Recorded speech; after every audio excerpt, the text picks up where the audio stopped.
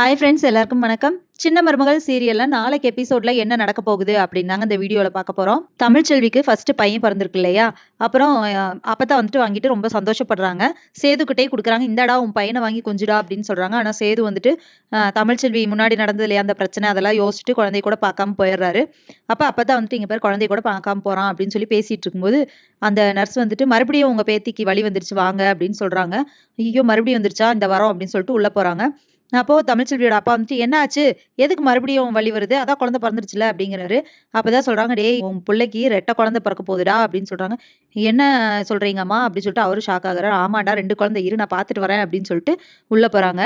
அதுக்கப்புறமா தமிழ்ச்செல்விக்கு 2வது பொன் குழந்தை பிறந்துருது. இந்த விஷயத்தையும் வெளிய வந்து சொல்றாங்க. 2வது பொன் குழந்தை பிறந்திருக்கு அப்படின்னு சொல்லிட்டு ரொம்ப சந்தோஷப்பட்டுட்டு இருக்காங்க எல்லாருமே.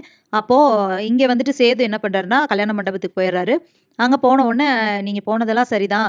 ஆனா வந்துட்டு இங்க கல்யாணத்த எல்லாம் வந்து பார்க்கணும் அப்படிங்கிற மாரி ஐஸ்வர்யாவோட அம்மா பேசுறாங்க. அப்போ மோகனா, அப்புறமா ராஜாங்கம்லாம் கேட்கறாங்க, தமிழ்ச்செல்வி எப்படி இருக்கா?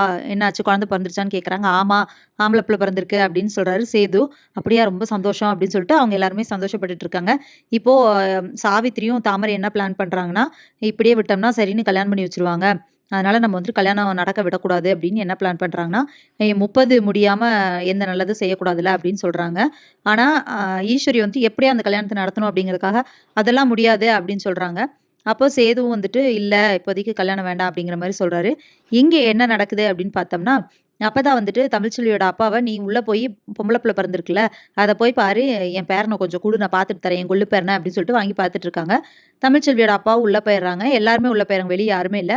அப்ப இந்த அப்பத்தா என்ன பண்றாங்கன்னா, அந்த குழந்தைய தூக்கிட்டு வெளிய வந்துடுறாங்க. ஹாஸ்பிட்டல விட்டு வெளிய வந்துட்டு, அங்க ஆட்டோவ கூப்பிடுறாங்க. அப்ப ஆட்டோல ஏறி யாருக்கோ ஃபோன் பண்ணி சொல்றாங்க, நான் புள்ளைய எடுத்துட்டு வந்துட்டேன் அப்படின்னு சொல்றாங்க. ஸோ இவங்க வந்து இந்த குழந்தைய எடுத்துட்டு போறதுக்காக தான் இவ்வளோ நாள் தமிழ்ச்செல்வி வீட்ல இருந்திருக்காங்களா? இல்ல இப்ப திடீர்னு 2 குழந்தை இருக்கும். ஒரு குழந்தை சேது கிட்ட தான் வளரணும் அப்படின்னு சொல்லி பிளான் பண்ணி எடுத்துட்டு போறாங்களா? இல்ல இந்த குழந்தைய கொண்டு போனா தான் சேது வந்துட்டு மறுபடியும் வேற யாரையும் கல்யாணம் பண்ண மாட்டாரு. குழந்தைய பார்த்துட்டு இருப்பாரு அப்படின்னு நினைச்சு கொண்டு போறாங்களா? இல்ல என்ன நடக்க போகுது?